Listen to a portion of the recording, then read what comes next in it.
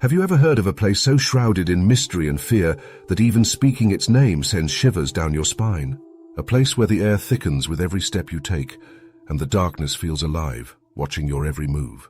I never believed in those tales, the kind you hear around campfires or whispered by old-timers in hushed tones. That is, until I experienced it myself. What I'm about to share isn't just a story, it's a warning. Stay with me until the end, because if you ever hear the name Black Hollow Village, you'll know exactly why you should never go there. It was a warm summer night, and my friends and I were gathered in my backyard, swapping ghost stories. As the fire crackled and the night deepened, my best friend Jake brought up Black Hollow Village. "Ever heard of it?" he asked, his voice low and conspiratorial. I shrugged. "Just another creepy urban legend, right?" Jake shook his head. "No, it's real. My uncle told me about it. He said people who go there at night don't come back the same." The others laughed it off, but I could see the fear in Jake's eyes. That only made me more curious. "What's supposed to happen there?" I asked, trying to sound nonchalant. He hesitated before replying. "They say the village is cursed. Something happened there years ago, and now it's abandoned. But if you go there at night, you'll see them." "Who's them?" Jake leaned closer, his voice barely above a whisper. "The villagers, or what's left of them." The air seemed to grow colder around us, but I refused to let my fear show. "Sounds like a load of nonsense," I said, though deep down I felt a flicker of unease. That's when Jake dared me. "If you're so sure, why don't you go, just for one night?" The others egged me on, and before I knew it, I had agreed. The journey to Black Hollow Village. The following evening, armed with a flashlight, a backpack, and a shaky sense of bravado, I set out. The village was about an hour's drive from town, nestled deep in the woods. The closer I got, the more isolated the road became. Trees lined the path like towering sentinels, their gnarled branches reaching out as if to stop me. When I finally arrived, I was struck by the stillness. Black Hollow Village wasn't just abandoned, it felt dead. The air was heavy, the kind of silence that presses against your eardrums. The houses were old and crumbling, their windows shattered and gaping like empty eye sockets. A sign at the entrance read, "Do not enter after dark." I laughed nervously, trying to shake off the growing sense of dread. This was just a dare, nothing more. As I walked through the village, I couldn't shake the feeling that I was being watched. The sun was setting, casting long, eerie shadows across the ground. Every creak of a floorboard or rustle of leaves made me jump. I passed an old church, its steeple crooked and leaning, and decided to peek inside. The air was thick with the smell of mildew and decay. Broken pews littered the floor, and the altar was covered in strange, faded symbols. As I turned to leave, I heard it, a low, mournful wail. It was faint, almost like the wind, but it sent chills down my spine. "Hello?" I called out, my voice trembling. The wail stopped. The silence that followed was even worse. Night fell quickly, and with it came the darkness, a suffocating, unnatural blackness that swallowed the village whole. My flashlight barely cut through it, its beam flickering as if the batteries were dying.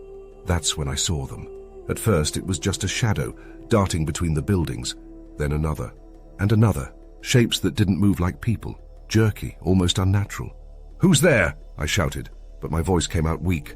The shapes didn't answer. Instead, they began to gather, forming a loose circle around me.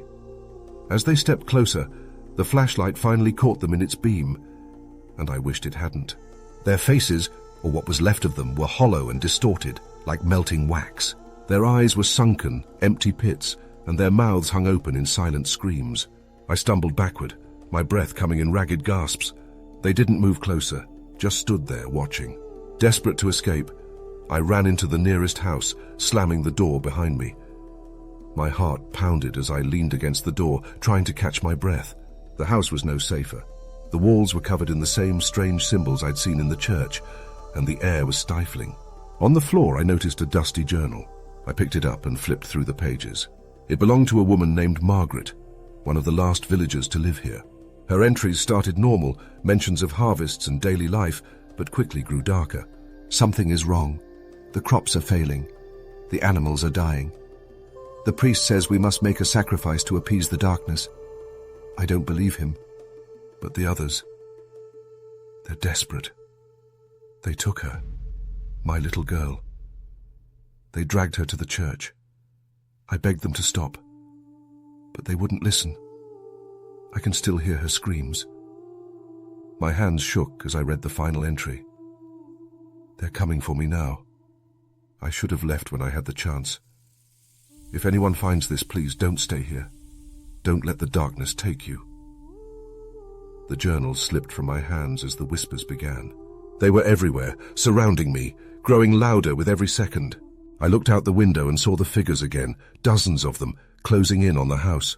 Panic set in. I bolted for the back door, my legs shaking so badly I could barely run. The forest was my only hope. As I ran, the whispers followed, rising to an ear-piercing crescendo. Shadows flitted between the trees, and I could feel someone right behind me. Don't look back, I told myself, but I couldn't resist. What I saw nearly made me collapse. One of the figures was mere inches away, its grotesque face inches from mine. Its mouth stretched open, and a guttural scream erupted, freezing me in place. Somehow I broke free and kept running. The whispers faded as I burst out of the woods and onto the main road. I didn't stop until I reached my car. As I sped away, I glanced in the rearview mirror, expecting to see them chasing me, but the road was empty. For weeks after, I couldn't sleep. The nightmares were relentless. Those hollow faces, those whispers. I tried to tell my friends what happened, but they didn't believe me. Jake just laughed. Guess you chickened out, huh? I didn't argue. Let them think I was scared. Let them think I didn't stay the whole night, because the truth is, I barely made it out alive. And sometimes when I'm alone at night, I still hear the whispers. If you ever hear about Black Hollow Village, do yourself a favor. Stay far away. Some places are forgotten for a reason, and some doors once opened can never be closed.